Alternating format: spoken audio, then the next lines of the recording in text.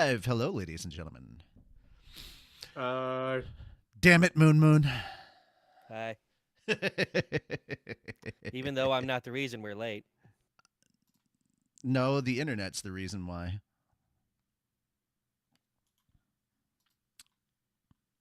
If it was faster and didn't... technically, it's tinyURL.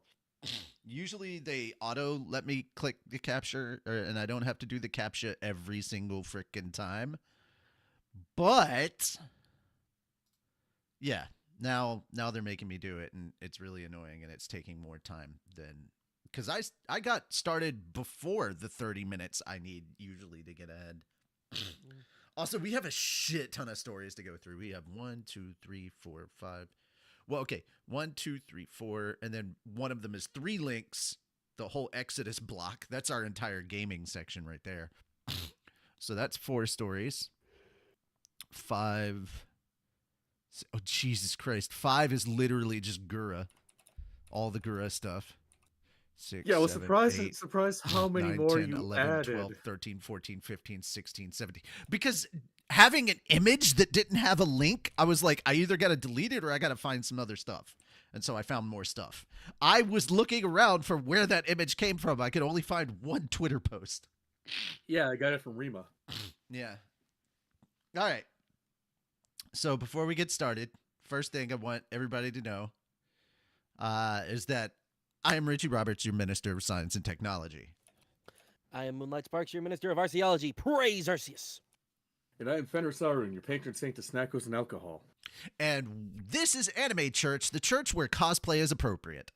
That's way easier to say. I'm not going to remember that next week. I already know. No, he's gonna change it next week. Yeah, Oh, of course. Speaking of which, that's another story we're going to comment on. So just in advance, guys, if you cosplayed during Halloween, let us know and let us know what you cosplayed. We're curious. All right. So that being said, let's dive into the news. We're starting off with... oh, yeah, we're starting off with that. Yeah. You want to say this? You want to do your line there, Moon? I can hear rocks. Damn it, Moon. All right, there we go. And scene. All right, so I think Fenris, you're the only one that I'm not 100% sure on. Have you seen Transformers 1? I have not. I've so heard sad. So good. very mixed reviews on it. Very mixed reviews? I've heard Mixed? some that hate it, and I have heard a lot of people that love it. Okay, the people that hate it are morons. Don't listen to them. Yeah. Did you have the original animated Transformers? Yes. Did you like the OG Series 1 Transformers? Well, yes, I went back to Then the you will love theater. this. Then you will love So this. the day they The the only day issue, appeared- the only issue I have with this is that the Quintessons don't look the same as they do in the fucking cartoons. I wanted the 3-faced little tentacle fuckers. I wanted that. So let me But, like- put it in perspective for you guys. A couple years ago, they had an event where they replayed the original Transformers movie in the theater up here for 6 showings. I bought tickets to all 6 showings and just sat in the same seat I do all not blame you. fucking day. Not at all. I love that movie. All right. So I like this. This story is really good. It's the origin of Megatron and Optimus Prime, and you can see how what was it? D16. D16, thank you. How D16 became Megatron and how Orion Pax, right? Am I getting that right? Orion Pax ended up becoming Optimus Prime. And like how the Decepticons and the Autobots came about. Like that whole thing. This is in an era post Transformers Quintessons kind of sort of thing. But yeah, this is the best. And 100%, the fights in this so well choreographed and much better animated than any of the other live action Transformers. It's like, oh, we can actually see what's happening here. And like it hits all the best moments and stuff because like you see how they start with nothing, no weapons or anything, and then how they gain their weapons and learn how to use them in split seconds. And it's just like, oh, There are Oh, it's there are so definitely good. moments in here, like in the very beginning, where Prime is running away from the two guards or whatever, Mhm. and it definitely has kind of like a Fifth Element kind of feel to it when Oh, yeah. Lilu's running away from the cops. That kind of thing, especially because like of how the structures are set up, it feels very Fifth Elementy. And Mhm. anytime you remind me of the Fifth Element, I'm happy. But Oh, yeah, absolutely. Damn good movie. this movie was damn good. Damn good. I've seen it Mhm. 3 times. Technically, I saw it once myself, and then I watched 2 different reactors react to it. Oh yeah. Whole way And through. like it's kind of funny because as someone who just is really good at detecting patterns and stuff, thank you ADHD, I immediately knew who all the villains were. As soon as I saw the big statue, I was like, that guy's evil. Lo and behold. Oh, But dude, it was still so enjoyable. You kind of everybody have an understanding of how things are going to end, but it makes it really hard to follow where it's going to go up until you hit a certain point. Megatron isn't Megatron for a good chunk of the movie, but then you just see how he molds into it. It is so good. But Moon, pretty much everybody that went into the theater before it started playing knew who the villain was. Probably, yes. It was Megatron. Well, not Megatron. Not him villain. No, it was Megatron. Megatron was the villain. Yeah, absolutely. Either But way. yeah. But yeah. I mean, is this the most original story ever? No. No. It borrows from other stories that have been told previously. But the stories that it borrowed from were all good stories. Yeah, so you can't complain. And it's definitely its own thing. Mm-hmm. So it doesn't feel like I'm watching 4 movies at once because they borrowed plot lines from this, that, and the other. It's like, no, we took inspiration from these ideas and we made them our own. So Also, I'm pretty sure by the end of it, they like had to bass boost Chris Hemsworth a bit, which it's kind of the best way to get the effect. So, because they're trying to make him sound a little bit more like Optimus Prime.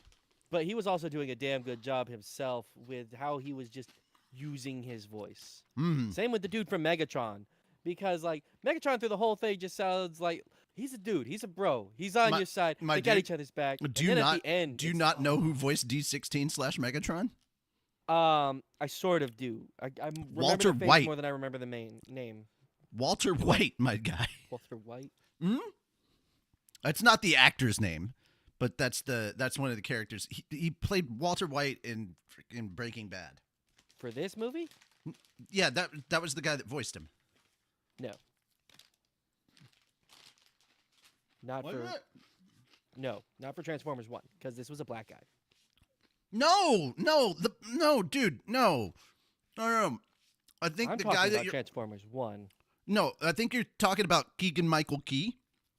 No, that's Bumblebee. This is a Okay, different- I was gonna say. I was like, dude.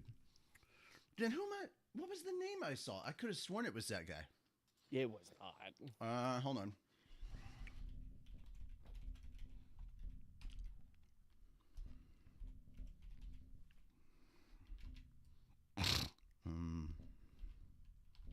There we go. Oh, it's Brian Tyree Henry. Oh, Yeah, okay. that guy. Gotcha. Yeah. You're thinking of Bryan Cranston. I saw the Brian and my brain just went there. Brian Tyree Henry. I'm trying to remember that's what I remember him from. He was in Bullet Train. Yes, that's what it is. I loved him in Bullet Train. He was so He good. was so good at Bullet Train. Yeah. Yes, he was. It was like, Oh, dude, this whole thing about Thomas the Tank Engine was wonderful. right? I cried. Ah. You dirty diesel. Man, it was so funny. It's especially funny that the girl. It's especially funny that the girl that is the diesel in that. Try and think about it. She's like the girl from the kissing booth. Oh yeah. It's like when you find all this stuff out, you're like, damn. All right. God, it was such a good movie. Oh, I But need yeah. to rewatch it. Bullet Train? Hell yeah, it was. Yes, Dude, I the love cast Bullet was Train. insane. It I love was. how we got. And just the I way love how- Brad Pitt is in that movie is so amazing. I also love that we did the reverse Deadpool because, like, You know, we got that short cameo of Brad Pitt in Deadpool 2. So we get that very short Ryan Reynolds cameo in Bullet Train. Reynolds just pops up and like, okay, he's gone. All right. It's like Brad Pitt was just like, got you back. Oh God. Yeah, because they both came in for all of like, I think Brad Pitt was on set for like 15 minutes. If maybe he came in, did a couple minutes, hold on to some wires, make a shocked face. That's it. Yeah, that's it. And it turned out to be one of the funniest things. Dude, the amount of cameos that exist in Deadpool 2 is insane. Like the two hillbillies on the truck talking about toilet paper. That's Alan Tudyk and Matt Damon. Yep. Oh my gosh. So funny. Anyway, but yeah. I thought everybody was really good. Like, it was a really good, really enjoyable movie, and I gotta say, I love Bumblebee. I also like how they change from what they are in the beginning to Transformer when they get the transforming ability to when Optimus becomes a Prime. Also, the most important thing. By the end, they look exactly like the Gen 1 counterparts. That was my biggest issue with the live actions, is that Megatron never freaking looked like Megatron. At all. He had the voice, he had the mannerisms. He did not look like him, though. Well, the funny thing was Hugo Weaving was the voice of Megatron in those. He did a good job. And I liked it. Yeah, it's Agent Smith from The Matrix, you know? You want a piece of me? You want a piece of me? No, I want two. I want two. It's so good. In half.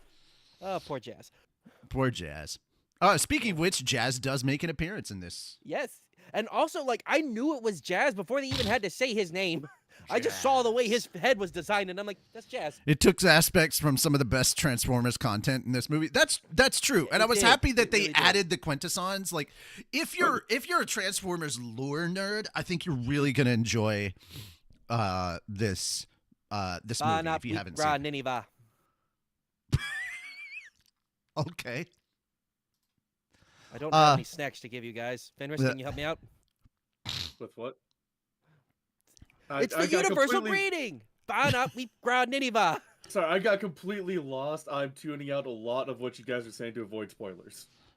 We haven't said anything that's majorly spoiler, honestly. No, not really. We've been really careful. Actors. Yeah, we've been really careful.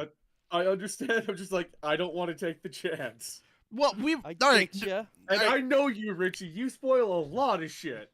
Okay, so the end of the movie is... No, I'm kidding. No, I'm saying we're talking about, like, certain things. Like, if you're a lore nerd for Transformers, you're going to like this movie. We finally have Transformers that look like their actual cartoon counterparts. Mm-hmm. You know, we're praising things that have nothing to do with story. Okay. Yeah. Oh, yeah. They talked about it before with the trailers and stuff. The Quintessons are in it. That's probably the most spoilery thing you'll find out about. Oh no, we're dealing with the origins of like the whole freaking Transformer series as we know it. You didn't think we were going to get reference of the Quintessons? Come on. So good. But for the most part, dude, it's great because Starscream was amazing. Once again, another one that I thought was really funny. And Fenris, you'll probably like this. Starscream. All right, so first off, there's now, because of this movie, an in-canon reason why Starscream sounds the way he does when he's a Decepticon. It's great. And number two, no, we're not going to say anything. We're not going to confirm or deny nothing. You have to experience it. And secondly, Starscream is voiced by Steve Buscemi. And it's great. Yeah. Because when I first saw that, I'm sitting there like, that don't sound right. And then the whole thing happens, and I'm like, okay, no, that makes perfect sense. Let me look this up again because I wanna look this up. Transformers 1 voice cast. I mean, you'll know the leads. I think it's RC. Is it RC the one that turns into the bike? So RC does, but that's not who we have. Okay, That's who not does who she ScarJo's become? playing. Yeah, who is she? Uh, Because I don't know if they say Alita her. 1 is like Yeah. the character, but they never say her post-Transformer name. Like she doesn't get her new. But yeah. So. Oh, okay. Lawrence Fishburne voices Alpha Trion, so one of the old school primes. Okay, John Hamm is in it. Oh yeah, John Bailey was Soundwave, and he sounded so good. He sounded exactly like Soundwave from the cartoon. It was so good. To be fair, I think Soundwave from the cartoon was also hell yeah, John synthetic, Bailey. Just looking at his new like picture that they're using, his mugshot or whatever. Like, holy crap, dude, he's really like gotten into shape. So good on you. So we had Shockwave. Oh, Evan Michael Lee was Jazz. Isaac C. Singleton. Oh yeah, Steve Bloom was in there as one of the announcer bots, which I thought was pretty cool. Yeah, I was like, okay, so we're actually getting voice actors up in this bitch. Because as soon as I saw John Bailey and Steve Bloom, I was like, oh, Hollywood's finally letting voice actors do the voice actor thing. One of these days. Anyway. It's not like the other. One of these days is not like the other. That's so true. But yeah, really good cast, very enjoyable story. And guys, if you didn't know just this basic bit of Transformers lore, then you probably aren't as much of a Transformers fan as you think you are. Yes. Yeah. Megatron and Optimus used to be friends. Very good friends. Very good friends. And that's kind of where we start. Like, I'm pretty sure one of the lines from the movie is I just remember Optimus Prime saying something old friend. Yeah, like literally they were friends, they were brothers, and then, stuff happened. And this is where you find out what the stuff that happened was. It was very good. I liked it. I enjoyed it. They will never actually kill each other. I think I will Fenris, I think you would enjoy it very much. If you want to watch it, hit me up and I will screen share and we will watch it. Honestly, you know what I think made this work so well? Because everyone knows the lore, everyone knows all that stuff.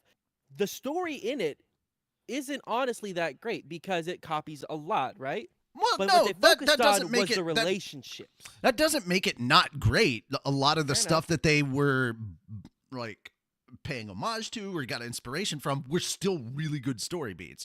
Like, yeah, it's something that has been used a lot, but it gets used a lot for a reason because it works. Sure. It does.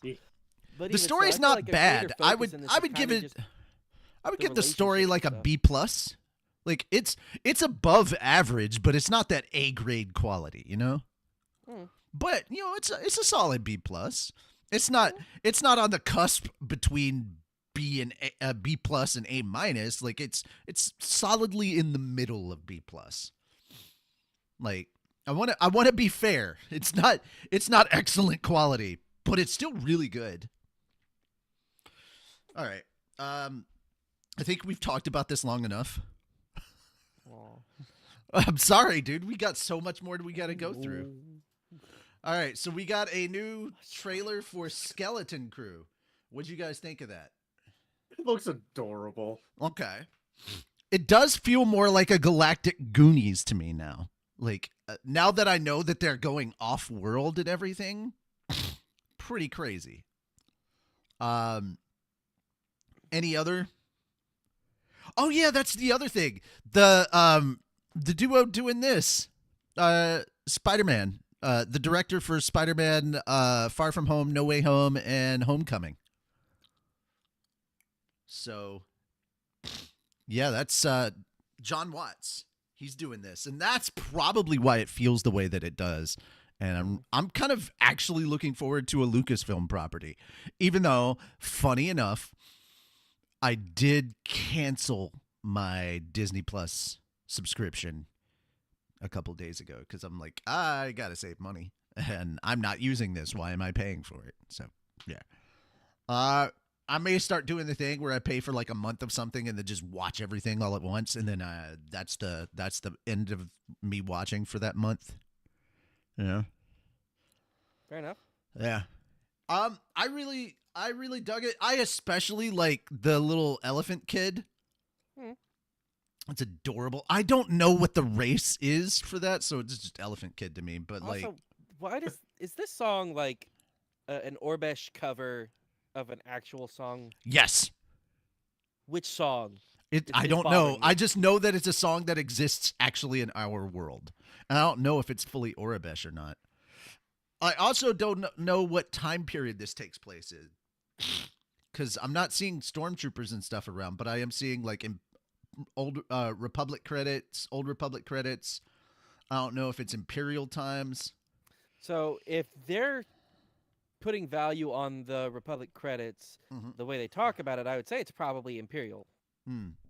Or Especially post cruiser Imperial. that they're on looks like something from the yeah, it looks like it's something that could have come out of like Star Wars Clone Wars. It could have, but also at the same time, this looks like that's a broken down Imperial probe droid there. Yeah. So I'm wondering if this is possibly post Imperial era too. Could be. What got it? And the X-wings just flying around everywhere. That leads me to believe that this is probably in the Post Imperial. Yeah. post Imperial, early New Republic era. Yeah. About the same time as Maybe a little around the Mandalorian time. Yeah. So this is coming out in December. I've also heard a lot of good things about Agatha All Along now that it's done. People are saying it was great. Any other thoughts or comments about this before we move on? What they need to do is make a Star Wars horror movie about the Death Troopers. Yes. Oh, yes. Yes. I Yes. have The read Death both Troopers of were those so books. good.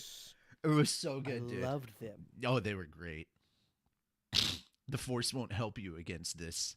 No, it won't. Oh, man. It's so good. All right. Moving on. All right. We got an update with SAG-AFTRA and the video game voice actor strike. It is continuing because negotiations have now gotten extended. Again. 3-day scheduled talks resumed on October 23rd. New talk dates to be announced. So SAG-AFTRA labor union announced on Saturday that negotiations regarding the interactive media agreement with major video game publishers will continue after 3 days of scheduled talks did not resolve the ongoing disputes. Dates for the new talks will be announced as soon as they are confirmed. The negotiations with employees includes Activision, Blindlight, Disney Character Voices, EA, Formosa Interactive, Insomniac Games, Llama Productions, Take-Two, and WB Games had resumed for the 3-day talks on October 23rd. With the talks extended, the strike against the employers remains in effect. With the exception of games or companies that signed to SAG-AFTRA's tiered budget independent interactive media agreement or interim interactive media agreement, prior to the resumption of talks on October 23rd, SAG-AFTRA announced that more than 120 games from 49 companies had signed on either of the two agreements. SAG-AFTRA union members who work on video games started going on strike in July 26th, if you need a refresher. And I think we do need a refresher because it has been several months. SAG-AFTRA stated then that the reason for the strike is that although agreements had been reached on many issues important to SAG-AFTRA members, the employers refused to plainly affirm in clear and enforceable language that they will protect all performers covered by this contract in their AI language. Before the strike, SAG-AFTRA has been negotiating for more than a year and a half with a bargaining group that includes the companies I listed previously. The negotiations began in October 2022 and September 2023. SAG-AFTRA members voted 98.32% in favor of a strike authorization against 10 video game companies. The vote at the time did not initiate a strike, but permitted the union's national board to declare a strike if ongoing negotiations were not successful. Now, that's the important thing. When committee members vote on in favor of a strike, that doesn't mean that they instantly go on strike. That means that the people that are sent by the union to negotiate now have that extra little piece in their arsenal to be like, hey, if you don't try to negotiate with us in good faith, we'll just go on strike. And that will initially hurt a lot of things. There are games that are coming out that people have been slamming on the voice acting for, and I'm like, yeah, there's a reason for that. There's a voice actor strike going on right now in the games industry. So now a lot of people or a lot of the companies are having to grab non-union voice talent, and maybe they're not as experienced, or maybe they're not portraying it the way that the person that originally did it would. And so when I bring this up, they're like, oh, motherfucker. I'm like, yeah, and it's all around AI. Now, negotiations have already reached a tentative agreements on 24 of the 25 proposals. SAG-AFTRA signed an agreement in January with Replica Studios, an AI voiceover studio that set terms for the use of artificial intelligence for voices in video games. The agreement's terms include informed consent of the use of AI to create digital voice replicas or recreations of the voice of a real performer, living or dead. They also include requirements for the safe storage of digital assets. The union said that the deal will enable Replica Studios to engage SAG-AFTRA members under a fair ethical agreement to safely create and license a digital replica of their voice. Licensed voices can be used in video game development and other interactive media projects from pre-production to final release, but the agreement also requires that voiceover performers have the opportunity to opt out of its continued use in new works. Several voice actors at the time expressed their concerns on the agreement and how it was reached. SAG-AFTRA's last strike against major gaming companies began in 2016 and lasted 183 days. The current strike is nearing its 100-day mark. A separate strike from the Writers of America Guild, or the Writers Guild of America, or the WGA, started in May 2023. In this strike, writers demanded improved pay and working conditions and limitations on the industry's use of AI. The WGA reached a tentative agreement with the Alliance of Motion Picture, the AMPTP, in September 2023. If you guys remember last year, the big strike that went on between the actors and the writers, that's what they're referencing. We were covering every week for we were, couple months. SAG-AFTRA represents over 160,000 performers, including voice actors, and negotiates contracts with studios to guarantee consistent pay, working conditions, contributions toward health insurance, and a pension, and preferential casting for union members. Yeah, good luck trying to get like a legit voiceover gig if you're not a union member. And I'm just saying that whole rising tide raises all boats kind of thing. That's true when it comes to like certain unions. Well, most unions, in fact. But you don't even have to be a union member to get the benefits of union negotiations, because anyhow, that is the story. What do you guys have to say about this? What do you think? Let me know.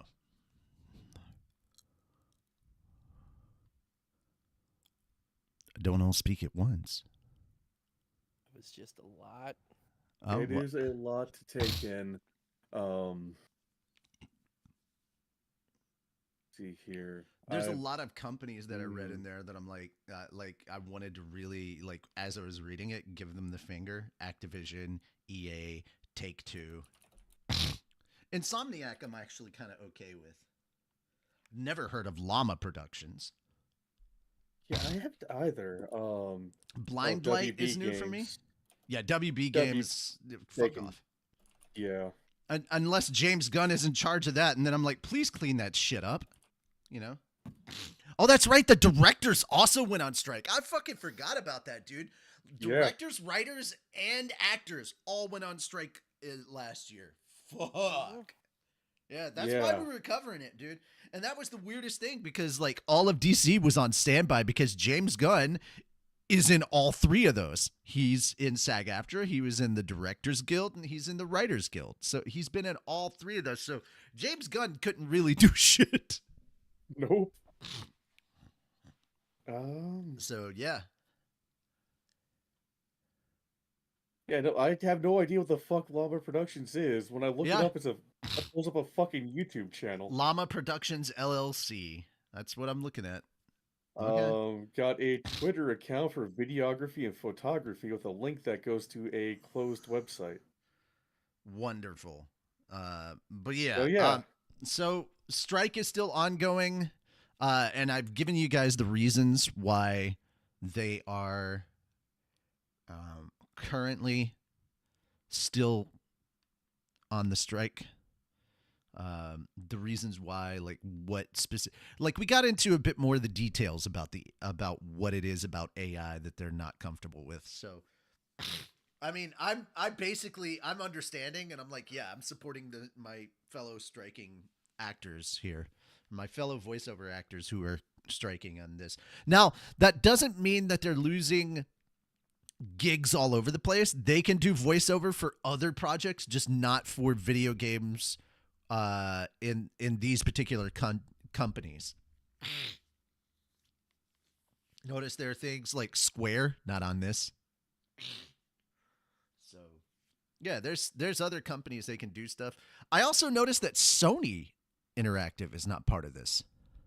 Also surprised Microsoft's not either. Yeah, same. I know Microsoft is very heavily into AI usage for voice acting. Well, we'll see. We shall see. Alrighty. Any last minute thoughts or comments before we get on to the next thing? Okay, good to know. So now we come to the Exodus portion. You guys watch these trailers too, right? Mm-hmm. Yes. Tell me what you think. I don't want to lead this story. I want to let one of you guys do it, or both of you. I am so fucking confused. Like, watching the goddamn prologue trailer, like, am I gonna play as a fucking cybernetic enhanced pig? No, I don't think you are. One. I don't think you are. Also, I just want to point this out real quick. The characters on the screen right here, this alien race or whatever, with all these faces sticking out of like a wall, they kind of look like Cabal, right? I'm not the only one that thinks. Yeah, okay, cool. No, that was the first thing I thought. Was like Cabal. But yeah, unfortunately, they cannot hear Matthew McConaughey. They cannot hear Matthew McConaughey, who fucking sounds amazing, by the way. Cowboy Pool, Matthew McConaughey. Oh, yeah. All right. Anyway, no, just basic. Just like this is already super lore dense, and I'm here for it. This kind of gives me Mass Effect vibes and like how dense its lore is. Like if you've never played Mass Effect. Oh man, there's so much shit that you're like, oh my God, this is what game writing used to be. Like, we didn't just create a whole world. We had to create a whole fucking galaxy.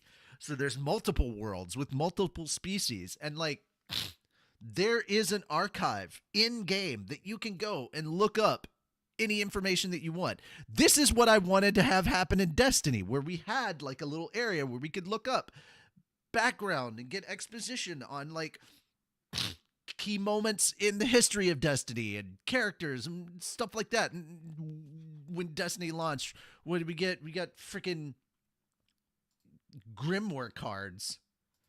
I'm like, But yeah, this is really good. This game is really dense. I'm liking everything that I'm seeing so far. I'm still very confused because the Maruyama reveal cinematic made it seem like a horror game. And then you got this trailer, which makes it seem like an adventure game. And Why then not you got both? The prologue, which is Why- just like, what the fuck? These are just episodes. Church is in service. Hey, Carson. Carson in the chat. Appreciate it. The church is in service. Yes, nerdy church is back in service. But yeah, dude, I don't like. We've learned quite a bit about this, but all it's really shown us is that we know absolutely nothing. But what we do know is really interesting. Like, I just want to know if it's gonna be like an MMO. Is it just a co-op thing? Like, what type of game is it? I know Wizards has their hands in it. So Toradora stuff is coming out today on the channel. Sadly, not a new episode. Well, at least there's more stuff coming out. You know, whet the appetite, as it were. But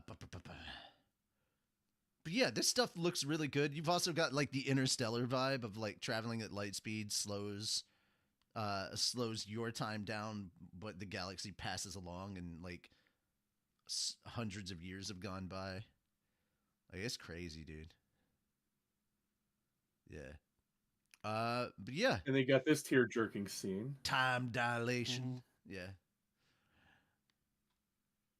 Yeah, dude, this is insane. I like the other one a bit better because he's like at a museum. If I'm remembering this right.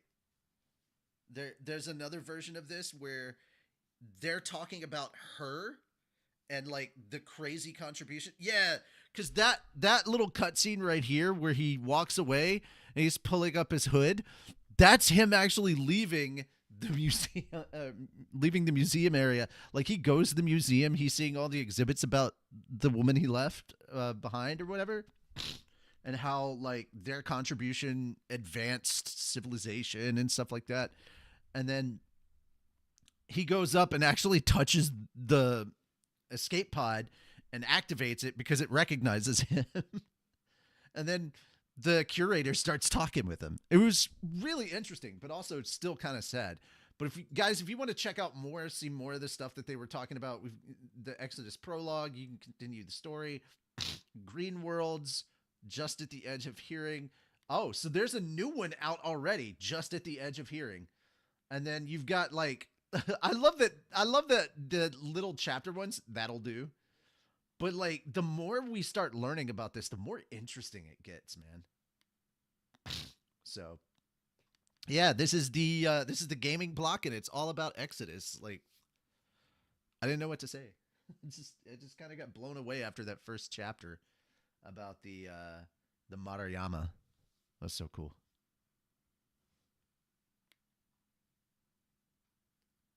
Anything else? Any last minute stuff you want to talk about this?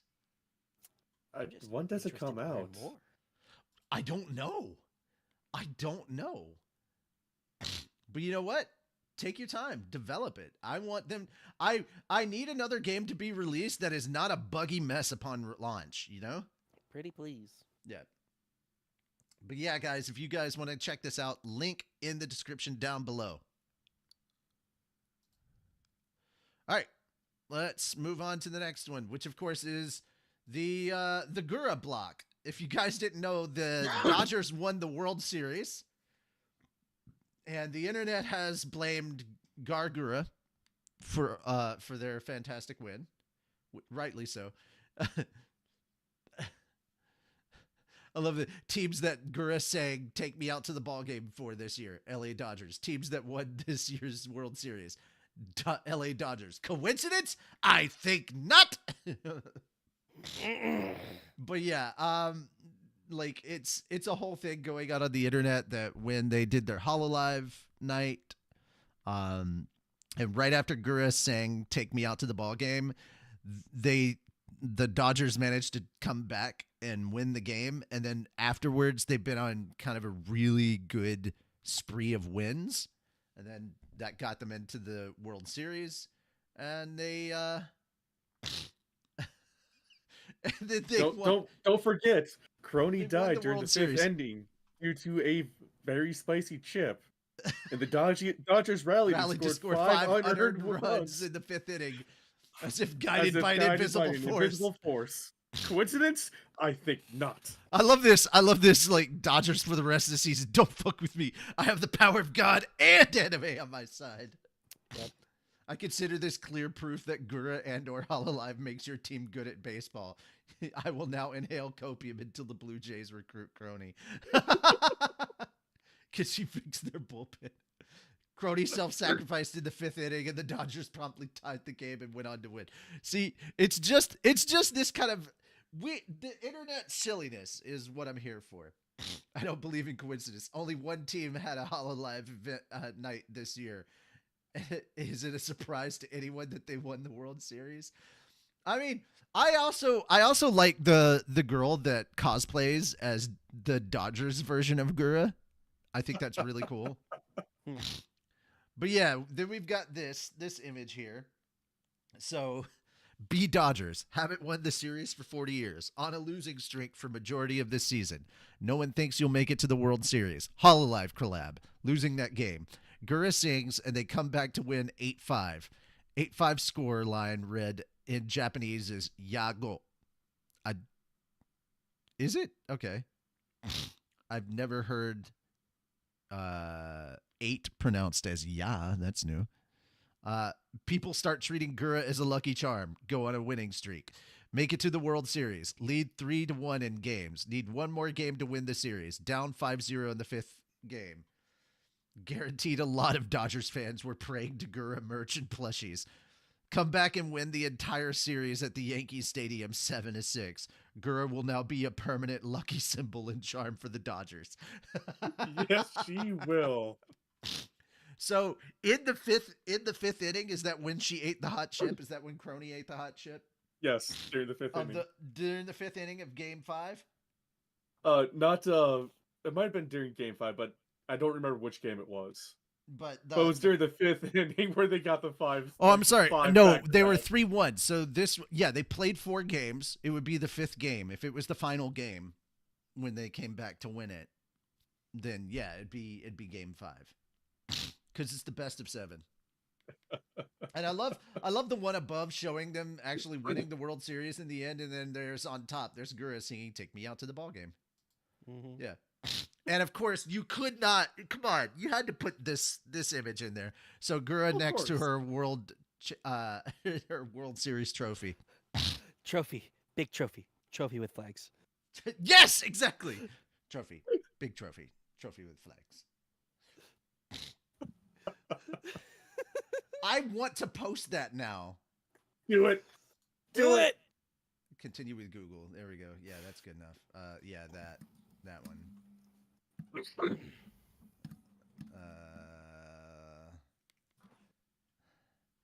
Yeah, there we go. Okay.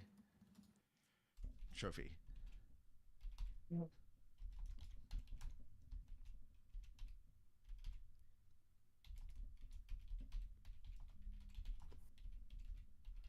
Trophy. Big trophy. New Gura merch. No, here we go. New Gura merch. No.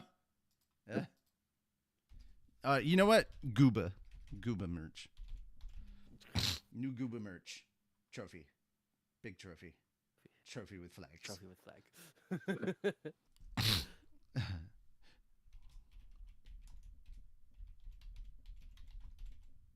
Yeah. There we go. There we go. Yeah, trophy. Big trophy. Anything else? Trophy with flags. Who needs a YouTube play button when you've got a World Series trophy? Am I right? Exactly. Right? Now, guys, please understand that wow, I love that they just gave me like this random freaking expert assumption 837. Grew up promoting it. Trophy, big trophy with flags. But yeah. So thousands of chum buddies came together. Do you think the Dodgers are now officially chum buddies? I'm fairly certain they have to be at this point. Now. Remember, baseball is super superstitious. Oh yeah. Oh no. I'm a Cubbies fan. I fucking know. We understand the curse of the goat. What? So yes, Over I'm sure. 100 years. Okay. In 1908, the last up until 2016, the longest drought in sports history. The Cubs had not won a World Series between 1908 and 2016. There was a guy that wanted to come and watch the final game of the World Series play, but he had a goat with him, and they wouldn't let him in with the goat. And so he cursed them to never win a World Series again. Over 100 years later, like 108 years later, the Cubbies finally win a World Series. And you got to understand, it went to Game 7. Like, that is the last game in a World Series, and it was a nail biter because it was going back and forth. It was between the Indians and the Cubs managed to pull it off. Also, it went into extra innings and had a rain delay several times.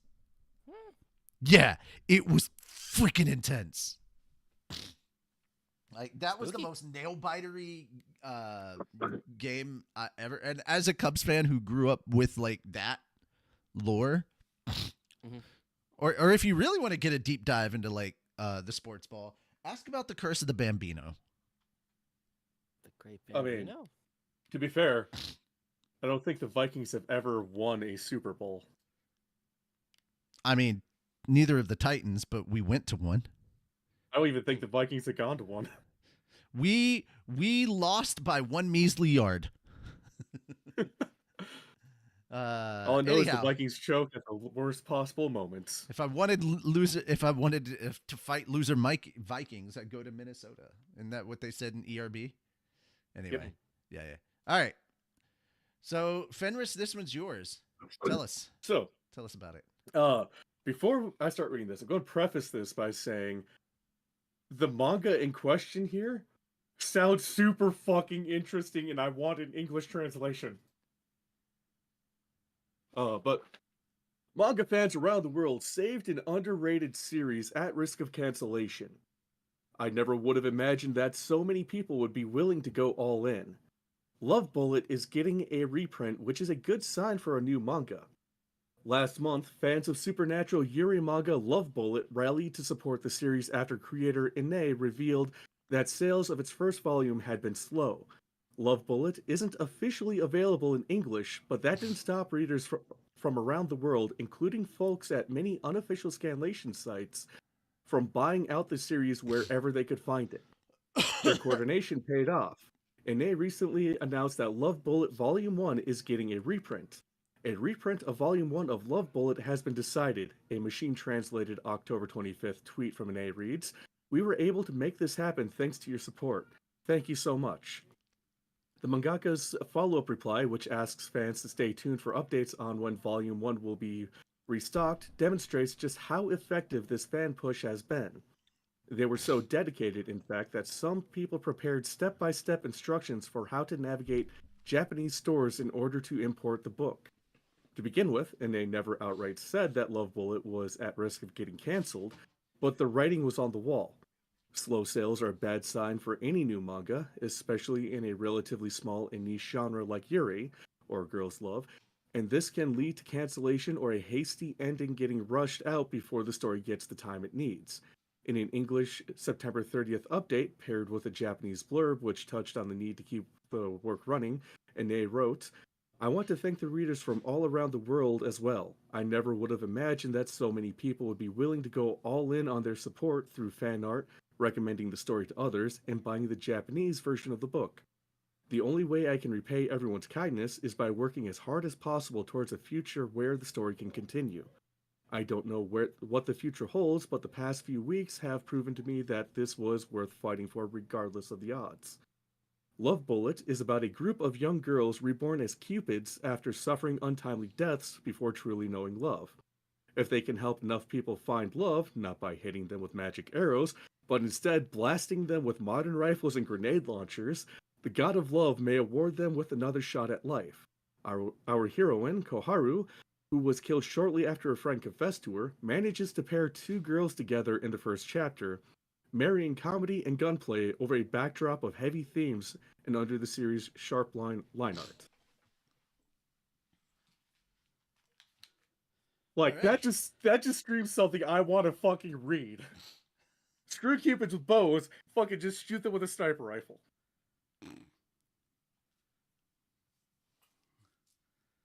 Alrighty. And this is a good representation of how, honestly, sales and money support the manga industry. Mm-hmm.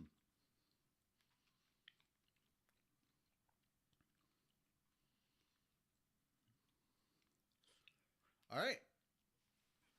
Want to move on? We are in the anime block now, finally. I mean, technically, the Gura stuff was part of the anime block, but yeah. I mean, Gura's just basically an anime girl in sports. Essentially. All right. So. I mean, what do you think about it? I know this has been said before, but you know how you can always hydrate and make your streamer eat by using channel points? They're basically our Tamagotchis. So I found this adorable thing because it just showed up on my timeline. So this kid dressed up as Natsu, which I thought was already pretty cool. And his mom dressed up as Happy. And I'm like, you gotta love otaku parents, man. Yeah. They get it. They get it. And then it got me thinking, I wonder how many people did cosplay for Halloween. Mm-hmm. And so I'm kind of curious. So if any of you guys watching or listening have done a Halloween cosplay, let us know. And you can post pictures to us at Fairy Tale Podcast. Wow, it's been a long time since I've tried to promote a Twitter. At Fat Dog Studios on Twitter, or over on our Discord. We got a place for that too. I'd be really, really cool. It'd be really, really cool to find out. You cosplayed Organization 13 member at NYCC. Cool. Nice. All right. Moving on. The official trailer for Solo Leveling Reawakening now has a subtitled version. Thank you to Crunchyroll. So we've looked at this before, but it's Solo Leveling stuff, so I kind of wanted to promote it. Oh, it's a casting call for Toradora. I just saw the notification go up. Oh? Yes. We'll be looking at that later, I guess. But yeah. If you're unfamiliar, this is like a 2-hour movie that's going to show basically kind of a recap of season 1 and then the first 2 episodes of season 2, which will be coming out in January. So you're going to get the first 2 episodes probably like a month early because it's coming out December 6th and season 2 drops in January. So it is up to you if you want to go into a theater and watch this. If it's like even close. It's kind of like what they did do with Demon Slayer. Yes, and I would normally say that's annoying, but they're doing 2 episodes instead of 1. So if it's a 2-hour thing, at least half of it is new content. That is true. So I'm a little more forgiving on this, but we shall see. I'm not 100% on board with this. I don't know if it's necessarily worth going and seeing in a theater, but also seeing Solo Leveling and that freaking art. Like, guys, if I'm in the theater, I'm not like 100% down with Demon Slayer, but for Solo Leveling, seeing it in a theater with that sound system on that screen and getting some of the coolest moments, like Ginu taking on the 6 hunters.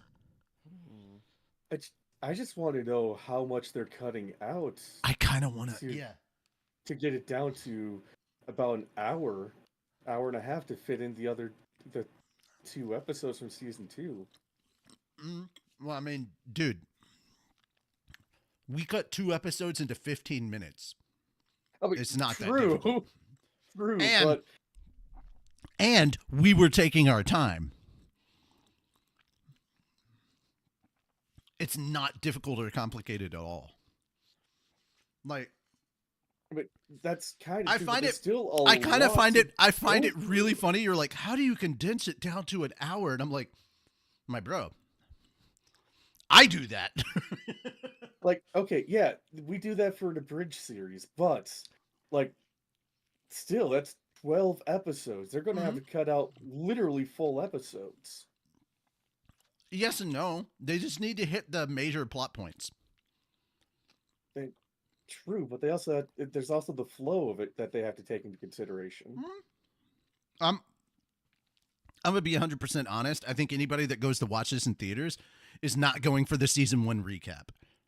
They've probably already fair. seen season 1, and they're Because- like, oh yeah, I remember that. It's member berries. It's an hour of member berries. Is kind of what it feels like. that is fair. You know, if they're going to do something like No, this, if you go to watch this in theaters and you've never seen Solo Leveling, boy, do I feel for you. I mean, so if just my opinion, in the future, if they do something like this, the first episode has to be like an hour long, and just show that, or kind of like with Oshinoko episode 1, they could have put that in theaters for people to watch. Oh, I so would have watched it in theaters. I know, right? Mm. Hour and a half just to cry my fucking ass off in a theater with other weebs, all of us fucking crying, passing tissues around. I literally, the theater would have to provide tissues. Yeah. Mm-hmm. I mean, anybody who's watching the first episode of Oshinoko, nobody's getting refreshments. Nobody's going to concession stand. We know better. But if you want to sell glow sticks, that's how you do it. Oh, hell yeah. I can just imagine everybody standing up with the fucking glow sticks during the concert. Mm-hmm. But yeah, that's where we're at now. With that, and on to Fenris. You've got the Gundam block. Of course I do. Of course. That's what, 3 stories? Mm-hmm. It's not my fault. They put 3 stories out this week. Yeah. So Gundam franchise to actively develop AU works leading up to 2029. Now, Nahiro Ogata adds that company is currently focused, however, on works set. Wow, that is a very awkwardly written sentence. The fuck?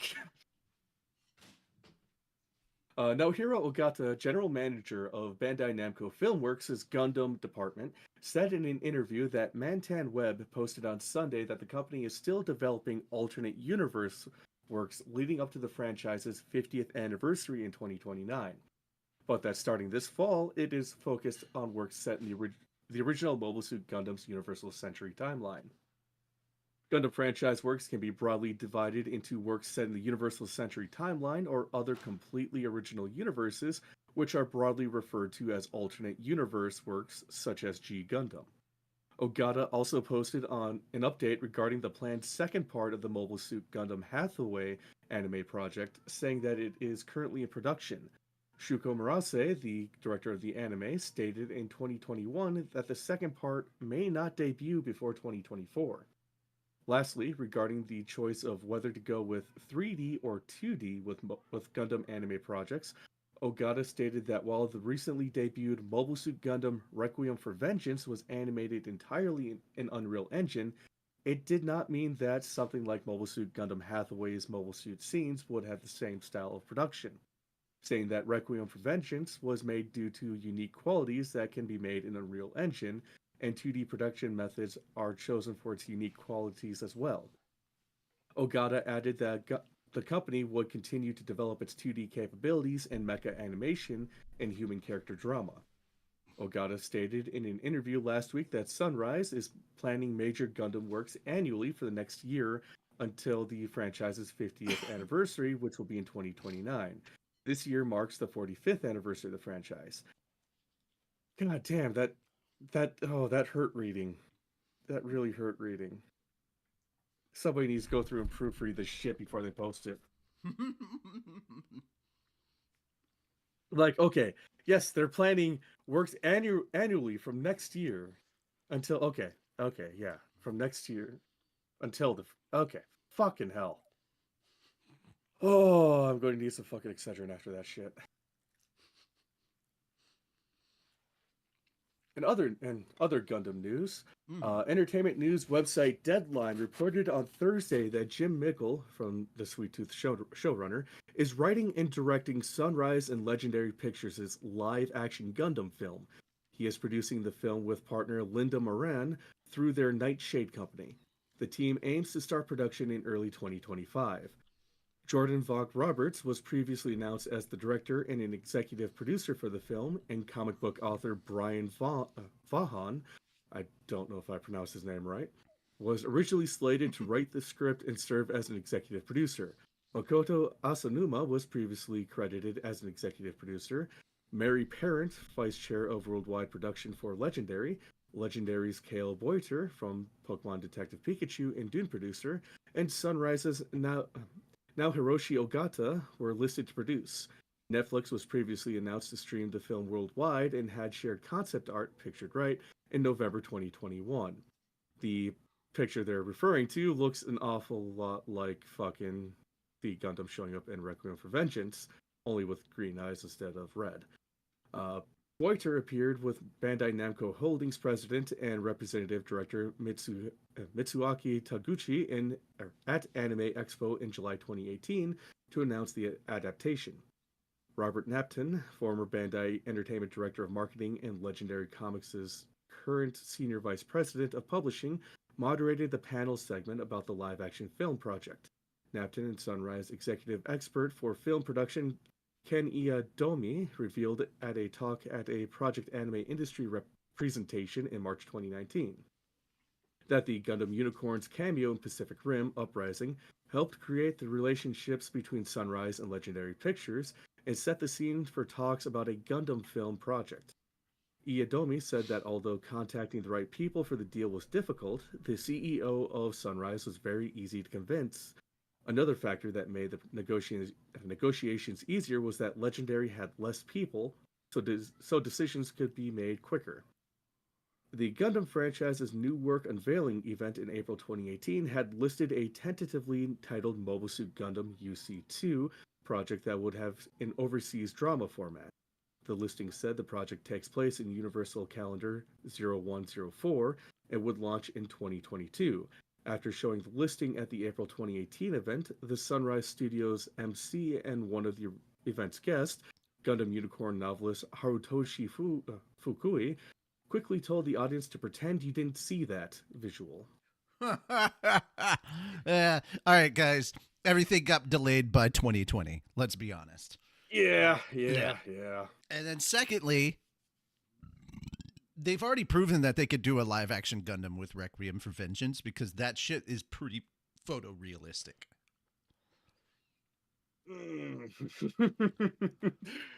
I need to finish recording my video. The Unreal 5 is very photorealistic. It can be, yes. Mm-hmm. Well, the thing is, they were using Unreal back then, not as it is right now.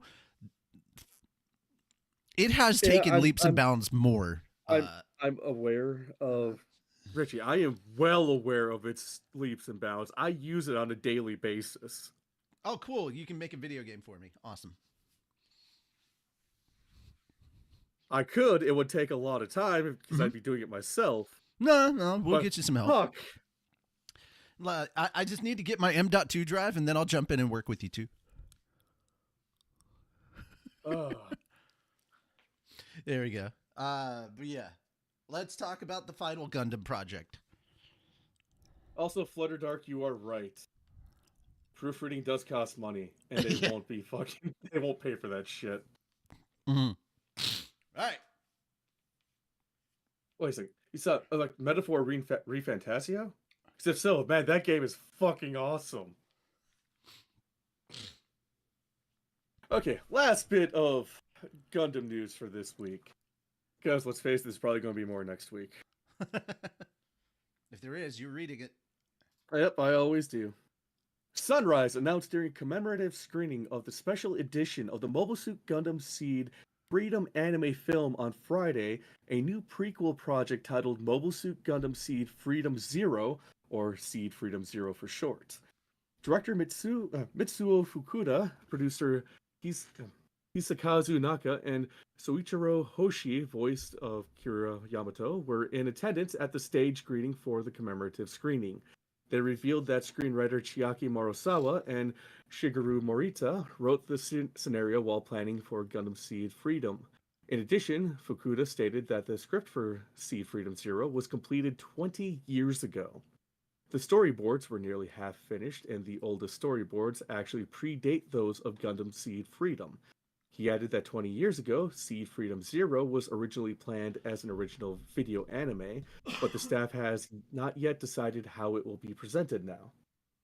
Special editions of the Mobile Suit Gundam Seed Freedom film are playing in theaters in two 14-day limited engagements. One special edition of the film with an epilogue cut, or cuts added, played from September 20th to October 3rd. Another special edition with a different epilogue cut or cuts added is running from November 1st to the 14th. Director Fukuda explained that due to time, the staff members could not complete every section to their satisfaction in the version that opened in theaters on January 26th. While with the special editions, they updated those cuts and refined parts that felt off after screenings. Fukuda added, "I think we can all call this the complete edition of Seed Freedom." Mobile Suit Gundam Seed Freedom opened in Japan on January 26th. The film debuted at #1 in the Japanese box office. It sold 634,182 tickets for 1,065,983,130 yen, about $7.2 million US, in its first 3 days, marking the Gundam franchise's highest 3-day opening and box office earnings. The film is the highest earning Gundam film in Japan ever. Bandai Namco Filmworks and Fathom Events screened the film in the United States and Canada on May 7th and 8th, screening with subtitles on May 7th and with an English dub on May 8th. Netflix is currently streaming the film, which I still need to watch. Fukuda directed the film at Bandai Namco Filmworks. Fukuda also co-wrote the script along with his late wife Chiaki Morosawa and Leo Goto. Hisashi Hirai, from Mobile Suit Gundam Seed, designed the characters.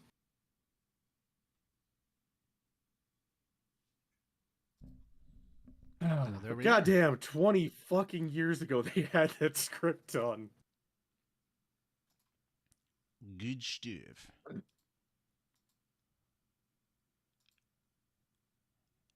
I felt Moon read the next couple once. My throat is starting to hurt.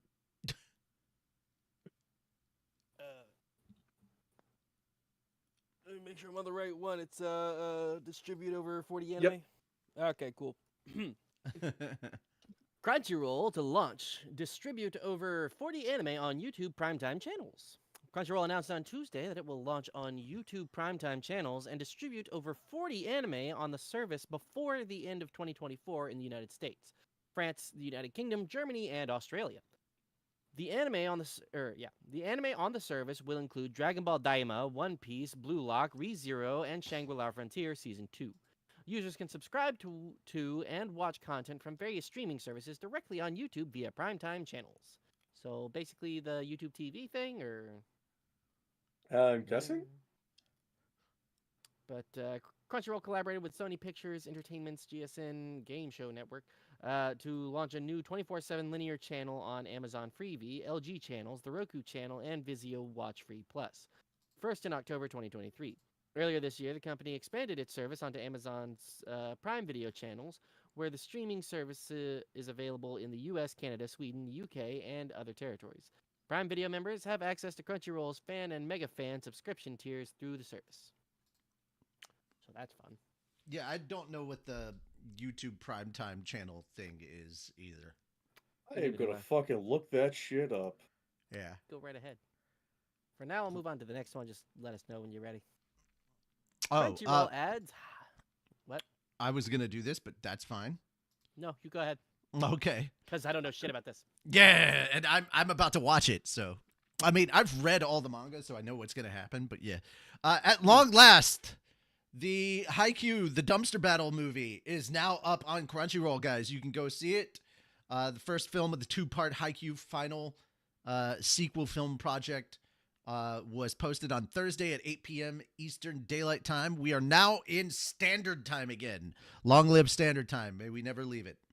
But except Asia, France, and Southern Africa, the film will stream in Japanese with subtitled and dubbed in English, Latin American, Spanish, Brazilian, Portuguese, French, German, Italian, Castilian, Spanish, and Catalan. Quick update, Netflix is streaming the film in select regions in Asia on Thursday. The film screened in North American theaters on May 31st in Japanese with English subtitles and with an English dub. And it's basically a description of what's going on there. So, as a Haikyuu fan, I'm really excited about this. Can't wait to watch it. It is home on Crunchyroll, where I have been watching the Haikyuu series for forever. And I'm pretty excited about this. I hope that you guys are excited about it. We've got another film to go. I don't know how they're going to do it other than to just be like, hey, this film is about the next big match. And then that's what wraps up the tournament arc. Like they just finish up like the whole tournament arc in this one movie. And then we go back, hopefully, to an actual series that deals with the aftermath of that. Because that's not the final. That's not the finale of the story. There's still more story. They can make a whole season, easily, a 24-episode season of the final pit of the story after Nationals. So, there we go. All right. You can talk about this one, though, Moon. Okay. Yeah. Live-action Saint Young Men film introduces Team Heavenly Realm in a new video.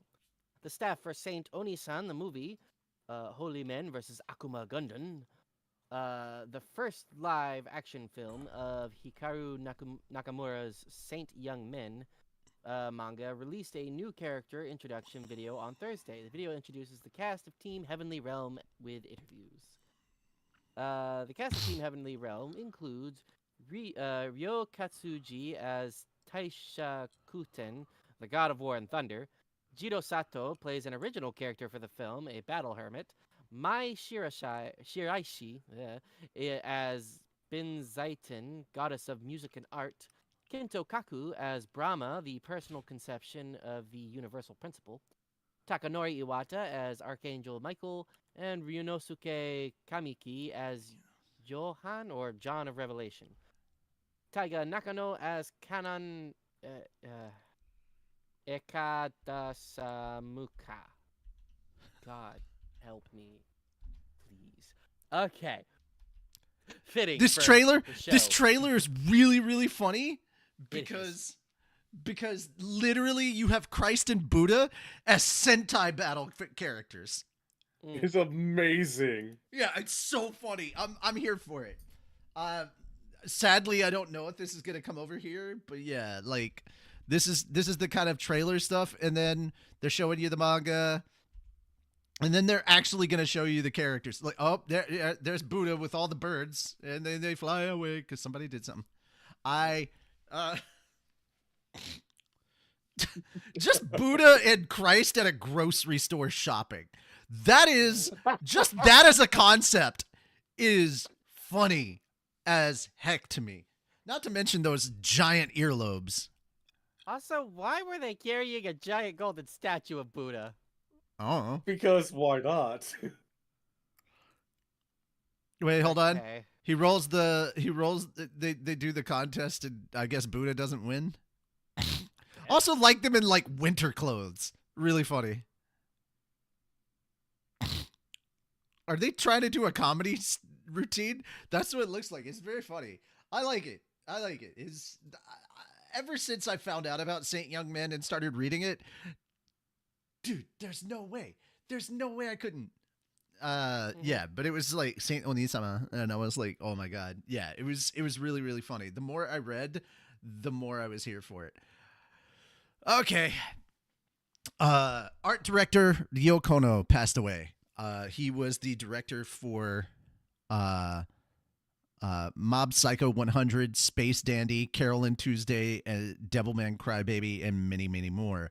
The nephew of background artist and art director Ryo Kono, real name Hiromi Kono, revealed on Kono's Twitter account on October 26th that, I apologize, she died suddenly on October 23rd of suspected gastrointestinal bleeding.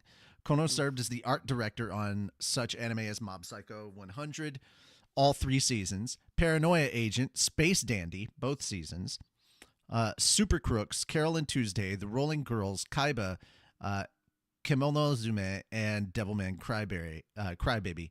Kono also served as background artist for such anime as Kids on the Slope, Psychopaths the Movie, Perfect Blue, The Ninja Scroll Movie, A Wind Named Amnesia, Vampire Hunter D Bloodlust, X Movie, and Cardcaptor Sakura the Movie 2, The Sealed Card, among many others. Kono's nephew stated in the announcement that every one of her works was a source of pride for her family. She will be missed. She worked on some absolutely baller anime. And yeah, it's just sad. It kind of gastrointestinal bleeding. That sounds very much like a lot of the stuff that we're hearing that animators are dealing with, a lot of gastrointestinal issues in the industry. And so, is this a warning sign? A precursor to perhaps more of this happening in the industry? We're going to hear about more animator deaths happening because of overwork with black companies. Like, I'm a little worried about that being a possibility. But yeah, a lot of the stuff that she worked on, absolute legend in the industry, as far as I'm concerned here, because these are all like fucking great. It does. I am really laughing to find out that the art director for Space Dandy was a woman, considering how full of tits and ass that show was. So I mean, yeah. I've spoken to many Instead of Hooters, it was called Boobies. Like, I've spoken to a lot of women, and they all have told me the same thing. Doesn't matter if you're a man or woman, you appreciate a nice pair. Yeah. Flesh pillows. All right. Moon, I'm gonna let you have this one. Alrighty then. Exclusive Solo Leveling Ragnarok webcomics trailer streamed before English debut on November 11th. Tapas revealed through ANN on Friday a trailer for the upcoming English release of the Solo Leveling Ragnarok webcomic, which, by the way, looks pretty cool. So that's a cool trailer, and it has a really cool cover. Tapas will start releasing... Do what? I just realized what this is. Yeah, this is not what I hope it's not the one I'm thinking of that people are not liking.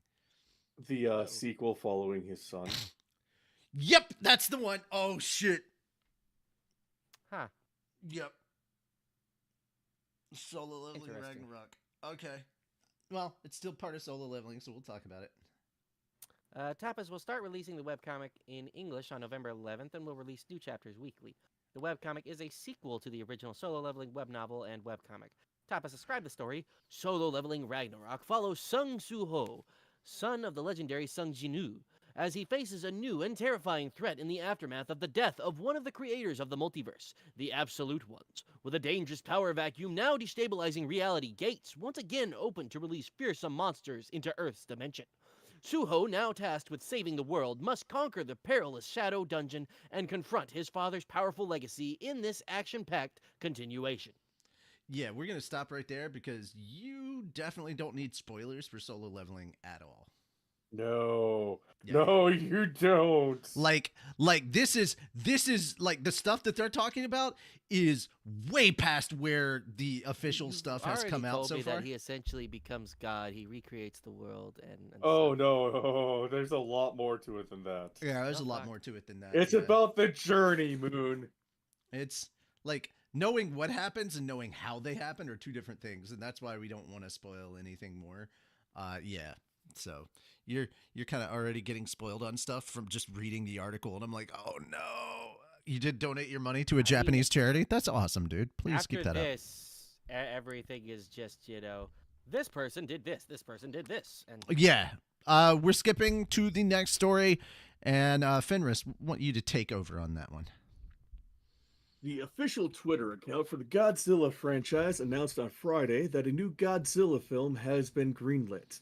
The Godzilla -1 film's Takashi Yamazaki is returning as the director, writer, and visual effects supervisor for the new film. Yamazaki also shared a video message. Godzilla -1 opened in Japan on November 3rd, 2023. Well, this is all just backstory. Yeah, that's all just backstory. So, yeah, we're pretty good. Production of the new Godzilla film, dude. Okay. You can play the video there. Dude, the second video there, yeah, where he's announcing he's gonna. Okay, I'm not losing my shit, right? That looks like New York, like that looks like NYC that he's standing in. It does, yes. All right, this is the first thought that jumped into my head. And fuck you, is it gonna be but it's a funny. Good American version of Godzilla? No. Here's my thing. So, are they doing a sequel to the Matthew Broderick movie? Actually, Richie. Richie. Yeah. They laugh. They had written that as a trilogy. Oh, I know. Oh, I'm aware. I'm fucking aware. Oh my god. I've read the fucking script for the second one. Or the one that was supposed to be a sequel. It read so fucking good. Did it? Oh. Yes. Like, it wasn't just one. Like, all, like, that, at the end of the Matthew Broderick one with that, the baby Godzilla coming out, it was supposed to be twins. Now, the funny one was, my funniest moment in Buffy history was, like, I think it was season 7, where he was like, besides, how scary can Godzilla be? Matthew Broderick killed Godzilla. And they're like, Xander? And Xander comes up, Matthew Broderick did not kill Godzilla. He killed a big dumb lizard that was not the real Godzilla. And I'm like, God damn it. I love how many nerds worked on the scripts for Buffy, and like basically anytime they had to do dialogue involving Xander, it was literally just shit they talked about in the writing rooms, getting into nerdy arguments and shit. And it's like, oh yeah, what should we make the characters do? Oh, it's so funny. All right, guys. So that is all of the news articles we have for now. We are now going to move into our reviews, our episode reviews. So if you have not watched Blue Box or Ranma 1/2 or today's episode of Tower of God, spoilers. So we're not telling you gotta leave. You can stick around if you want. We're just letting you know there be spoilers here. All right. So that being said, spoiler tag is coming up. If you have to leave, we understand. Thank you so much for coming, hanging out with us as we gave all this nerdy news to you, and we hope you have a good time. All right. Spoiler tag is up. It's time to talk. All right. So I want to start with Moon because he's catching up on at least 2 of these series. Well, that's what I meant. But yeah, you caught up on 2 of these series. So I just want to get your overall thoughts on Blue Box right now. There's 5 episodes out right now, correct? Yes. Okay. Blue Box makes me want to cry because I feel all the things. It's why is the main character me? This is what everybody has said. This is what I say. Like, I'm like, I relate too much to this character. Like, it pisses me off because I'm like, stop being a pussy like me. Just do it. Just do it. So, yes, like, I both love and hate this anime. Yeah. I love it because it's great. I hate it because I looked at the main character like, how are you so dense? Why am I so fucking dense? Why am I in this anime? Dude, never have I related to a main character so quickly. Never. Mm-hmm. It's so good. And I love also that with this recent episode, we're seeing his friend, the pink-haired girl. She's getting jealous. And she's like, oh, I didn't think this would feel like this. Oh, and it's like, God. I can't comment on this. I've read ahead in the manga. Well, it's not that I've read ahead in the manga. I had already been further than this in the manga before the anime started. Like I just started reading it and was like, oh, this is really good. Holy shit. Why is this main character so much me? And then I just kept reading, and then they said, oh, there's an anime coming out. And I'm like, there is? And then I took a look at the trailer and I noticed that the animation was fucking godly. And yeah, we should talk about that. Like the animation is so godly. So fucking good. Cause like they're just spending a lot of good animation quality on. Also, the aquarium was beautiful. Oh, the penguins look so good. I wanted to squeeze them. Also, it was incredibly adorable when he's like, so you could just send me this emoji and I'll know that you want to talk. And then immediately she just sends it to him like 5 times. And I'm like, oh, I just wanted to say you're a good housemate. Stop! But we all know that's not what she wanted to say. No, she wanted to say more, but we don't know what. It's obvious what she wants to say. Are you sure? That's the problem with these things. For people like us, for people like the main character, it's what if she wants to say this, or this, or this, or this, or this, or this? Ah! No, quit making me overthink. That's the problem. His problem is that he's already overthinking, and that's getting in the way. All right. I overthink constantly. That is just how I live and breathe. Yeah. Now, imagine this, but every time it starts to go into his thoughts, you have to put it at 3 times speed. Welcome to my brain. Also, at the same time, you need to have 14 other thoughts rattling around in there at the same time.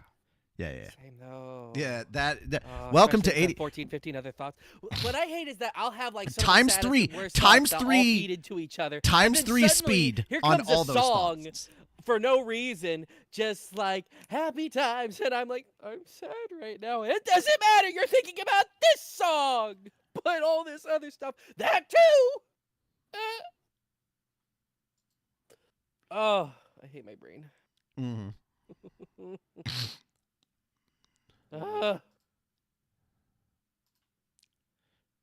Okay, so what's your rating for this episode of Blue Box? For this most recent episode, we're building up a good amount. I want to put it at like an 8. Right. Because it was a really good one. It I'm going 9 because Aquarium was so good. I'm going 9 as well. Or was that last episode? Nope, that was this episode for the. Oh, was this episode? Yeah. Oh, then if it's this episode, yeah, it's definitely a 9. Definitely 9. Oh But Moon, God, you missed the most important thing. The ending of the episode. When pink haired girl saw that they were living together, and then fucking just, it looked like she was about to cry in the rain. Yeah. I saw that. I hated it, especially because like oh no, poor. Oh no. And then she's subconsciously, like unknowingly trying, like she's like you can just trying see to it in the talk pause. Tyche, She's but the it thoughts seems like she's trying to everything fucking undermine him at the same time. Meanwhile, I'm over here dancing like I'm saying nothing. I'm saying nothing.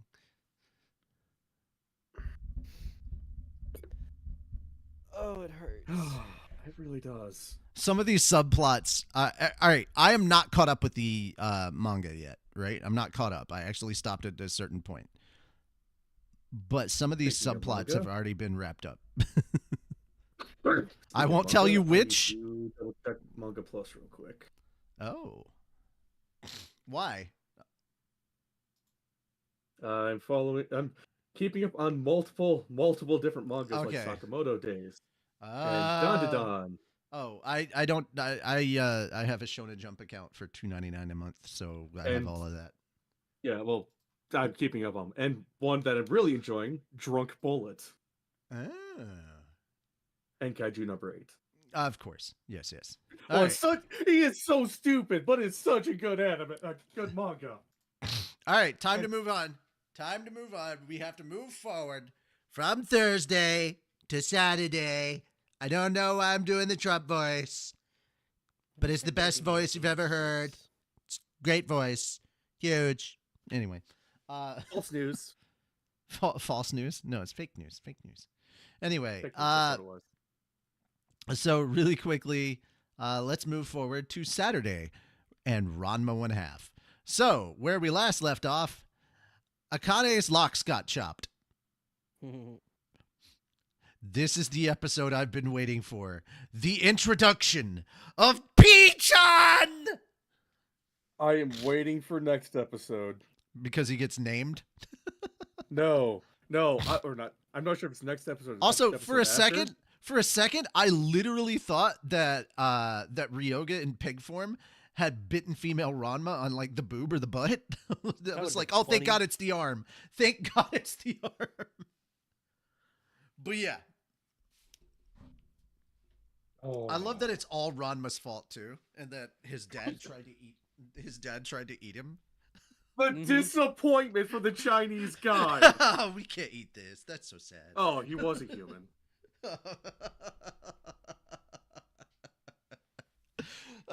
Don't you just hate it when you get a little pig? By the way, why are they trying to cook a tiny black pig? That's not going to feed anyone. Especially a giant ass panda. No, definitely not. But hey, no wasting food, am I right? Pandas are herbivores. Why would he be wanting no to one eat a complains pig? about how big the emergency reactions are. I do. But that's also because you have emergency rations set up to chase you around a zombie-infested wasteland. I mean, he's not wrong, Richie. Look, Paimon's a little tall. That's all I'm saying. She has 4 stomachs. And she gonna give it to you. No, she is not X. She just thinks she is. Anyhow. But yeah, let's go back to Ranma now and talk about that. Ranma half has been my favorite so far. 1/2. Ranma 1/2. It's not Ranma half. Same thing. No, it's not. These are semantics. Yes, No, it is. they are not. No, that's the actual Sure. pronunciation of the title. Don't get the title wrong, my guy. Yeah, it's not like he's calling it Ranma 0.5, though. I would shoot him if he did that. Okay, Ranma, not the whole. Anyways, All right, coming down, shooting Moon in the Ranma 2 penis. quarters. Absolutely shooting. I'm absolutely Ranma shooting 4 Moon in the eighths. penis. Damn it, Moon! Ranma 8/16. I could keep going. Well, actually,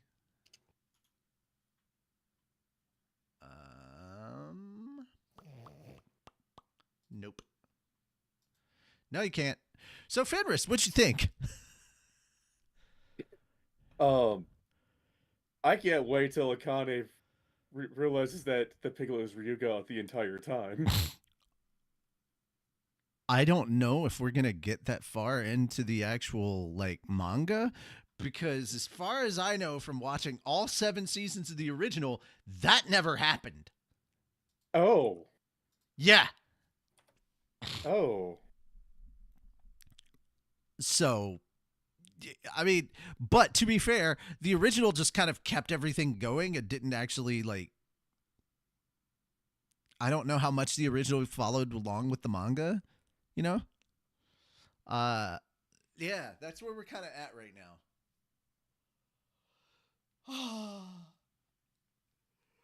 But yeah, if you hear anybody say the name P-chan, they're talking about Ryoga in pig form. If they don't change the name, which I don't think they will in this new adaptation. P-chan, however you want to say it. But in the original, it was called P-chan. Okay. So, if the original... Oh, jeez. Moon, you may now I talk. feel so bad for Akane. Well, she's sleeping with him the whole time, and Ryoga's not running away and trying to fix it. So Ryoga's very much in the He's in the wrong definitely here. at fault for this shit. Oh yeah, 100%. Ryoga's the bad guy in this. To be fair, And then Ranma gets punished. if I was in that position,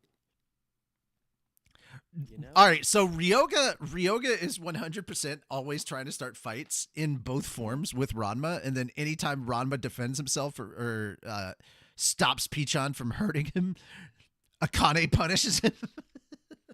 Like, fuck it. It's so good. Also, guys, Pichon is one of those things. He doesn't stick around for long because, of course, if we've learned anything, Ryoga just wanders off and gets lost for like months on end. I would love to see a fight between him and Zoro. Who can could follow ever the find map each the other. closest? Yeah. Like, I sent something to Richie I found the other day regarding Zoro. Yeah. The forest where everything gets you lost, and he'd be the only motherfucker that could just walk straight through it. Yes. Like The it's seducing designed to make you get lost, and somehow Zoro would be the one to just walk right through. I don't know what they're talking about. This forest wasn't so hard to get through. That's 100% something Zoro would say. It was a missed opportunity. So much. All right. Let's move on to Tower of God. New episode of Tower of God. Imagine, like, it's a maze, a literal maze. And somehow he just gets through. Okay. Back Tower of God, guys. Okay. Yeah. All right. So the workshop battles have officially begun. And, fun little side note, both the Jihad princesses know who Juvoli Grace is. Yep. Because Anak, our cute little lizard girl, figured it out pretty quickly as well. She was like, as soon as she saw the eyes, she was like, he reminds me of that person from the second floor. Mm-hmm. And that was literally all the confirmation and Dorsey needed. It's just like, fuck, he's bomb. God damn it. It was like, fuck, he's bomb. Fuck, he's bomb. And then she's like, I need to talk to him, but I can't. Fug members are always around. I need to talk to him, but also I need to talk to him. She wants to date him. That's what's really happening. Also, I wonder what it is. All right, so I love the whole thing where he's like, the four guys are like, we worship Juvoli Grace, and he just knocks them all out. He's like, I'm not a god. I'm not granting your wishes. Fuck off. Like, and then the bunny girl gets all mad. Grant our wishes. No, I won't. No, I won't. No, I won't. But yeah, then bunny girl gets all mad. Don't tell people you're not a god and that you won't grant their wishes. And he's like, well, fuck you. I'm not here to grant your wishes. You just take advantage. Like, literally, she exists by taking advantage of everyone else around her. What reason should we grant her wish, you know? I don't care what reason she has for, like, what is the impetus for what she does. It is what she does that makes her ineligible. Exactly. But, yeah. Also, Jesus, everybody in Fug sounds like a piece of shit at this point in the story, yeah. Also, we got our first mention of another Slayer. Hey? Yep. This one won't be showing up for a long time, but once they do, yay, fun times. You ever wanted to see, like, two Slayers and, like, a very powered up Slayer candidate just take on the armies of Jihad? Keep reading, guys. But yeah, it's pretty crazy. What did you guys think about this episode? What was some of the parts that you really appreciated? Let's go, or were like meh about, whatever. I really appreciated the way that Prince spoke to Misang. Because reading it's one thing, hearing it is a completely so different thing. Yeah, so different. I like that the girl walked into their room and was like, come back, be my doll. And he's like, fuck no. Like, she just doesn't get it. It's funny that at the end of the last episode, we saw the doors open up and he was all bloody, beaten and bruised. And the start of this episode, that was gone. Yeah, kind of. I wasn't paying too much attention to that. I was more into all the other stuff.